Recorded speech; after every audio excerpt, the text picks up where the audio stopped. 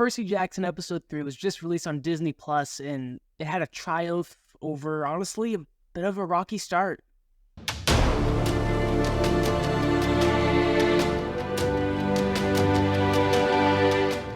Edward is currently sick, so it's just going to be me today, and I gotta say, episode 3 of Percy Jackson had a little bit of a rocky start.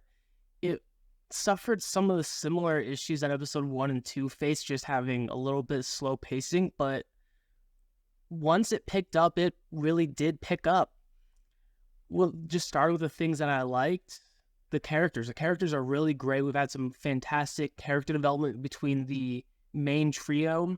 A character that a lot of us were expecting in this was Medusa, and I gotta say, she honestly just stole the show. She did an amazing job, and I really enjoyed her scenes, and it added a lot of tension. The feeling was just right, and honestly, it was just what I needed after just a bit of just false starts with this show.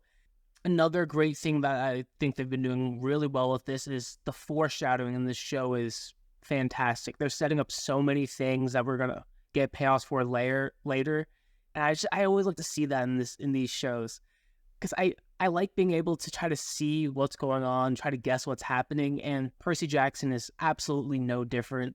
There's a lot of fun things to come, and they've set up a lot of things, especially with the prophecy. We got to see that in its entire reading today, and I think that's going to be a lot of fun, and I'm really looking forward to the final few episodes to see what happens. Moving on to some stuff that I didn't really like is all three of his episodes have all started so slow and then picked it up, and I'm just worried that it's going to lose a lot of people. And I want to know what you guys think in the comments about this, because if they keep starting so slowly, how long are they going to keep your guys' attention for? It just kind of seems like they have the book audience. Yeah, they're going to have everyone from that, but they're not going to get anyone else past that. All of the big like event scenes and most of the action sequences in this have all been cut or greatly reduced. That I never thought I'd ever say this, but this show probably has a little bit too much character development, because it's all about the characters. And usually there's nothing wrong with that, but the action scenes in these are greatly reduced. I mean, I liked in this episode how we got to see more of Annabeth's intellect. That's always fun.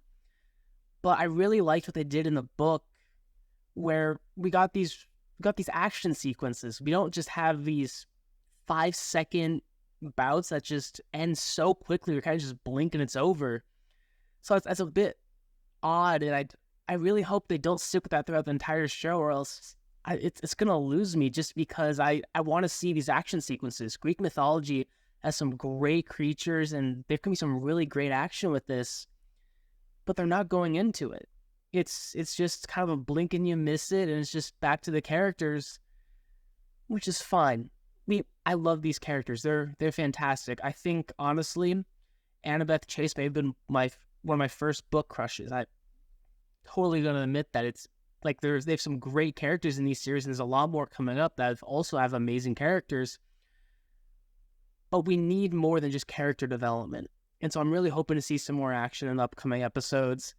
I think the show is still going to be very good, and it's definitely going to be better than the movie. 100% going to be better than the movie. And I think there's a lot of fun things that are on the way. It's just, I'm worried now. I'm a lot more worried than I was, just because it's not holding me.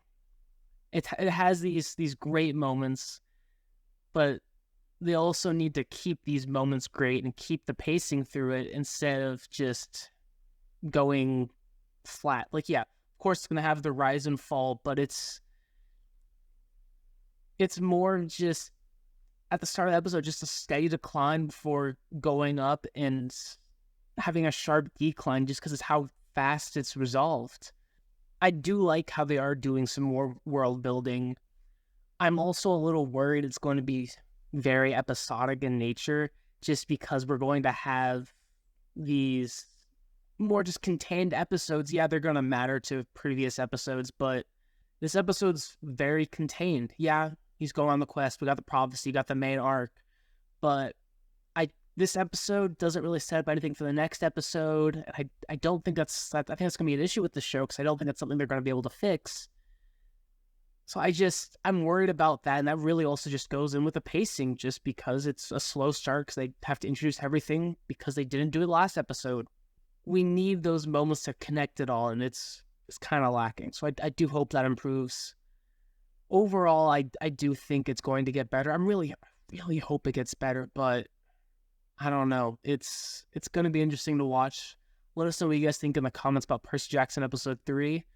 We'll see you guys next time for What If Season 2.